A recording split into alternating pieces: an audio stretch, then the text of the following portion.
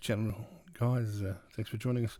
We've been cooped up now for the last couple of weeks. Smoke and fires around New South Wales has been horrible. So we've got a real quick video. Shadow's joining me. He's hoping we can use a stick in this video. But what we're going to do, take some junk. We picked this up at the tip shop 2 years ago.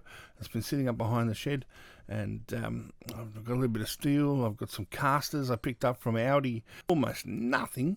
They were on special $5 in a pack. So we're going to throw together a little Castor drift cart so the kids can run around the shed whilst I'm doing some other things.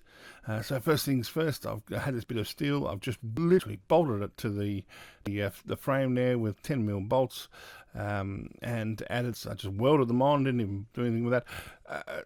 Plastic chair had it around. I just really ripped that off the frame, screwed it down to a piece of timber that I screwed to the framework. Nothing. Seriously, this is a 20-minute job, and look at the fun.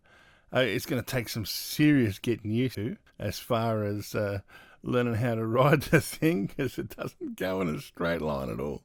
But the kids have loved it. They've spent the day. Shadow's loved it. My best mate Shadow, he's in there and trying to get the stick in there.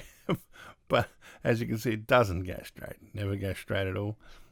Samuel, that's my boy. He's been learning how to use his core muscles to try and make it go forward, and it's brought a smile to his face every time he spins out. It's pretty cool.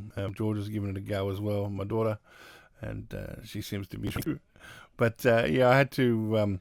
I first welded the wheels on. They didn't go on particularly. I figured those welds out and redo it. It's not the strongest thing, but for a little bit of fun around the shed for a few hours, gotta love a good smile. Georgia gives it a go. In fact, he worked it out pretty quick how you get some distance on it. But the caster thing just seems to give you that excellent drift that you're looking for if you had fast spinning wheels in the back. You just don't need it. This whole build has cost somewhere in the vicinity of $15.